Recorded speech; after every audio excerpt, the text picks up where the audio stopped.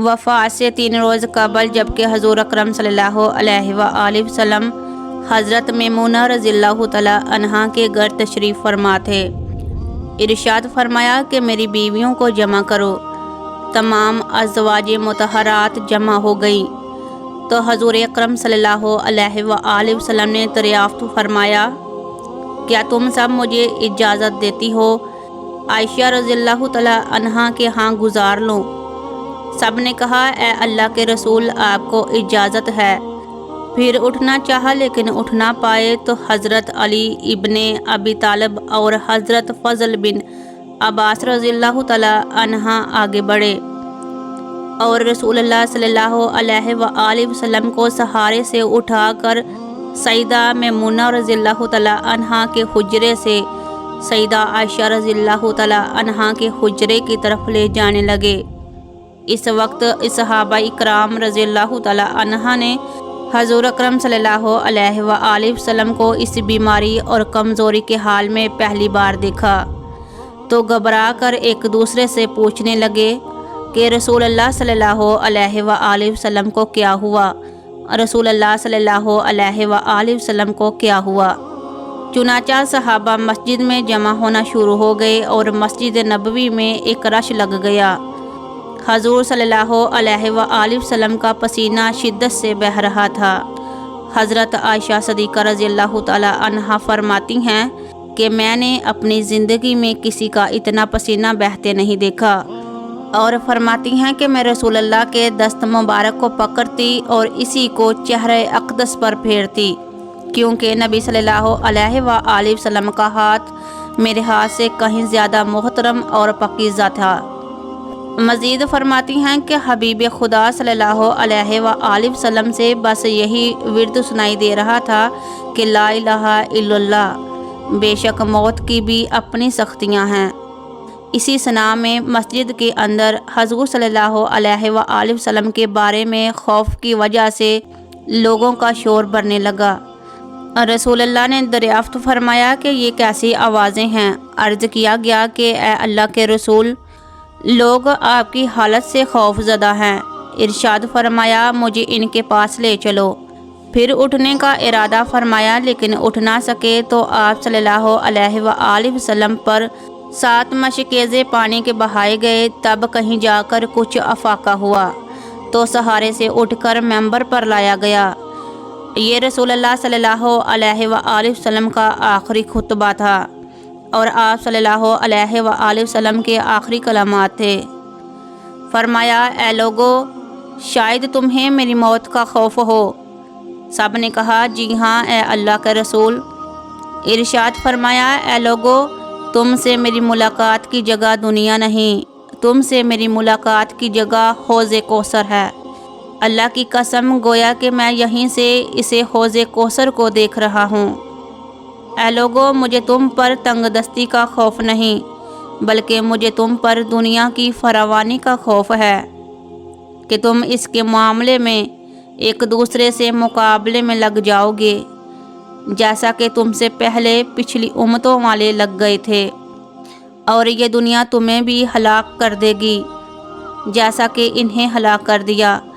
پھر مزید ارشاد فرمایا، اے لوگو، نماز کے معاملے میں اللہ سے ڈرو، اللہ سے ڈرو، نماز کے معاملے میں اللہ سے ڈرو، یعنی عہد کرو کہ نماز کی پابندی کرو گے اور یہی بات بار بار دہراتے رہے۔ پھر فرمایا، اے لوگو، عورتوں کے معاملے میں اللہ سے ڈرو، عورتوں کے معاملے میں اللہ سے ڈرو، میں تمہیں عورتوں سے نیک سلوک کی وصیت کرتا ہوں۔ مزید فرمایا، اے لوگو، ایک بندے کو اللہ نے اختیار دیا کہ دنیا کو چن لے یا اسے چن لے۔ جو اللہ کے پاس ہے تو اس نے اسے پسند کیا جو اللہ کے پاس ہے۔ اس جملے سے حضور صلی اللہ علیہ وآلہ وسلم کا مقصد کوئی نہ سمجھا، حالانکہ ان کی اپنی ذات مراد تھی، جبکہ حضرت ابوبکر صدیق رضی اللہ تعالی عنہ وہ تنہا شخص تھے جو اس جملے کو سمجھے اور زار و قطار رونے لگے اور بلند آواز سے گریہ کرتے ہوئے اٹھ کھڑے ہوئے اور نبی صلی اللہ علیہ وآلہ وسلم کی بات قطع کر کے پکارنے لگے، ہمارے باپ دادا آپ پر قربان، ہماری مائیں آپ پر قربان، ہمارے بچے آپ پر قربان، ہمارے مال و دولت آپ پر قربان۔ روتے جاتے اور یہی الفاظ کہتے جاتے۔ صحابہ کرام رضی اللہ تعالیٰ عنہ ناگواری سے حضرت ابو بکر صدیق رضی اللہ تعالیٰ عنہ کی طرف دیکھنے لگے کہ انہوں نے نبی صلی اللہ علیہ وآلہ وسلم کی بات کیسے قطع کر دی۔ اس پر نبی کریم صلی اللہ علیہ وآلہ وسلم نے حضرت ابو بکر صدیق کا دفاع ان الفاظ میں فرمایا: اے لوگو ابو بکر کو چھوڑ دو، اے لوگو ابو بکر کو چھوڑ دو کہ تم میں سے ایسا کوئی نہیں کہ جس نے ہمارے ساتھ کوئی بلائی کی ہو اور ہم نے اس کا بدلہ نہ دیا ہو سوائے ابو بکر کے۔ اس کا بدلہ میں نہیں دے سکا، اس کا بدلہ میں نے اللہ عز و جل کی شان پر چھوڑ دیا۔ مسجد نبوی میں کھلنے والے تمام دروازے بند کر دیے جائیں سوائے ابو بکر کے دروازے کے کہ جو کبھی بند نہ ہوگا۔ آخر میں اپنی وفات سے قبل مسلمانوں کے لیے آخری دعا کے طور پر ارشاد فرمایا: اللہ تمہیں ٹھکانہ دے، تمہاری حفاظت کرے، تمہاری مدد کرے، تمہاری تائید کرے۔ اور آخری بات جو ممبر سے اترنے سے پہلے امت کو مخاطب کر کے ارشاد فرمائی وہ یہ کہ اے لوگو قیامت تک آنے والے میرے ہر ایک امتی کو میرا سلام پہنچا دینا۔ پھر حضور صلی اللہ علیہ وآلہ وسلم کو دوبارہ سہارے سے اٹھا کر گھر لے جایا گیا۔ اسی سنا میں حضرت عبد الرحمن بن ابی بکر رضی اللہ تعالیٰ عنہ خدمت اقدس میں حاضر ہوئے اور ان کے ہاتھ میں مسواک تھی۔ نبی اکرم صلی اللہ علیہ وآلہ وسلم مسواک کو دیکھنے لگے لیکن شدت مرض کی وجہ سے طلب نہ کر پائے۔ چنانچہ سیدہ عائشہ رضی اللہ تعالیٰ عنہ حضور اکرم صلی اللہ علیہ وآلہ وسلم کے دیکھنے سے سمجھ گئی۔ انہوں نے حضرت عبد الرحمن رضی اللہ تعالیٰ عنہ سے مسواک لے کر نبی کریم صلی اللہ علیہ وآلہ وسلم کے دہن مبارک میں رکھ دی، لیکن رسول اللہ اسے استعمال نہ کر پائے تو سیدہ عائشہ رضی اللہ تعالیٰ عنہ نے حضور اکرم صلی اللہ علیہ وآلہ وسلم سے مسواک لے کر اپنے منہ سے نرم کی اور پھر رسول اللہ صلی اللہ علیہ وآلہ وسلم کو لٹا دی تاکہ دہن مبارک اس سے تر رہیں۔ فرماتی ہیں کہ آخری چیز جو نبی کریم کے پیٹ میں گئی وہ میرا لاب تھا اور یہ اللہ تبارک و تعالیٰ کا مجھ پر فضل ہی تھا، اس نے وصال سے قبل میرا اور نبی کریم صلی اللہ علیہ وآلہ وسلم کا لاب دہن یکجا کر دیا۔ ام المومنین حضرت عائشہ صدیقہ رضی اللہ تعالیٰ عنہ مزید ارشاد فرماتی ہیں اور پھر رسول اللہ کی بیٹی فاطمہ تشریف لائیں اور آتے ہی رو پڑی کہ نبی کریم صلی اللہ علیہ وآلہ وسلم اٹھ نہ سکے، کیونکہ نبی کریم کا معمول تھا کہ جب بھی فاطمہ رضی اللہ تعالیٰ عنہ تشریف لاتی حضور اکرم صلی اللہ علیہ وآلہ وسلم ان کے ماتھے پر بوسہ دیتے تھے۔ رسول اللہ نے فرمایا کہ اے فاطمہ قریب آ جاؤ۔ پھر رسول اللہ نے ان کے کان میں کوئی بات کہی تو حضرت فاطمہ اور زیادہ رونے لگی۔ انہیں اس طرح روتا دیکھ کر رسول اللہ نے پھر فرمایا اے فاطمہ قریب آؤ۔ دوبارہ ان کے کان میں کوئی بات ارشاد فرمائی تو وہ خوش ہونے لگی۔ اور رسول اللہ صلی اللہ علیہ وآلہ وسلم کے وصال کے بعد میں نے سیدہ فاطمہ رضی اللہ تعالیٰ عنہ سے پوچھا تھا وہ کیا بات تھی جس پر روئی اور پھر خوشی کا اظہار کیا تھا۔ سیدہ فاطمہ رضی اللہ تعالیٰ عنہ کہنے لگی کہ پہلی بار جب میں قریب ہوئی تو فرمایا فاطمہ میں آج رات اس دنیا سے کوچ کرنے والا ہوں، جس پر میں رو دی اور انہوں نے مجھے بے تحاشا روتے دیکھا تو فرمانے لگے فاطمہ میرے اہل خانہ میں سب سے پہلے تم مجھ سے آ ملو گی، جس پر میں خوش ہو گئی۔ سیدہ عائشہ رضی اللہ تعالیٰ عنہ فرماتی ہیں پھر حضور اکرم صلی اللہ علیہ وآلہ وسلم نے سب کو گھر سے باہر جانے کا حکم دے کر مجھے فرمایا عائشہ میرے قریب آ جاؤ۔ حضرت عائشہ رضی اللہ تعالیٰ عنہ نے اپنی زوجہ مطہرہ کے سینے پر ٹیک لگائی اور ہاتھ آسمان کی طرف بلند کر کے فرمانے لگے مجھے وہ اعلیٰ عمدہ رفاقت پسند ہے۔ میں اللہ کے انبیاء، صادقین، شہداء اور صالحین کی رفاقت کو اختیار کرتا ہوں۔ عائشہ صدیقہ رضی اللہ تعالیٰ عنہا فرماتی ہیں کہ میں سمجھ گئی کہ انہوں نے آخرت کو چن لیا ہے۔ جبرائیل علیہ السلام خدمت اقدس میں حاضر ہوئے اور کہا کہ یا رسول اللہ، مالک الموت دروازے پر کھڑے شرف باریابی چاہتے ہیں۔ آپ سے پہلے انہوں نے کسی سے اجازت نہیں مانگی۔ اور رسول اللہ نے فرمایا کہ جبرائیل، اسے آنے دو۔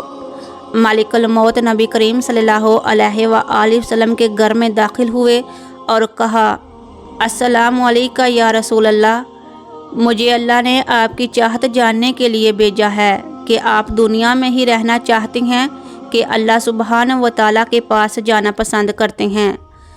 فرمایا، مجھے اعلیٰ عمدہ رفاقت پسند ہے، مجھے اعلیٰ عمدہ رفاقت پسند ہے۔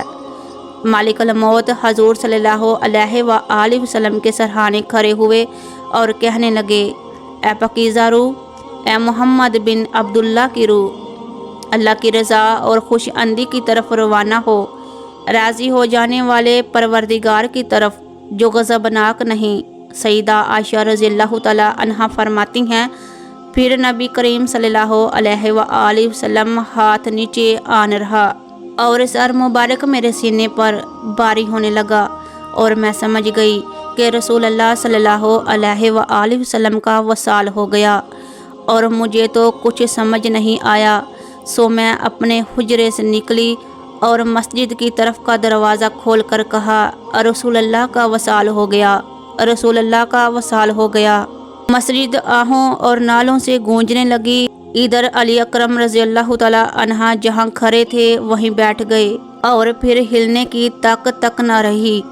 ادھر عثمان بن عفان رضی اللہ تعالیٰ عنہ معصوم بچوں کی طرح ہاتھ ملنے لگے، اور سیدنا عمر رضی اللہ تعالیٰ عنہ تلوار بلند کر کے کہنے لگے، خبردار، جو کسی نے کہا کہ رسول اللہ وفات پا گئے ہیں، میں ایسے شخص کی گردن اڑا دوں گا۔ میرے آقا تو اللہ تعالیٰ سے ملاقات کرنے گئے ہیں، جیسے موسیٰ علیہ السلام اپنے رب سے ملاقات کو گئے تھے۔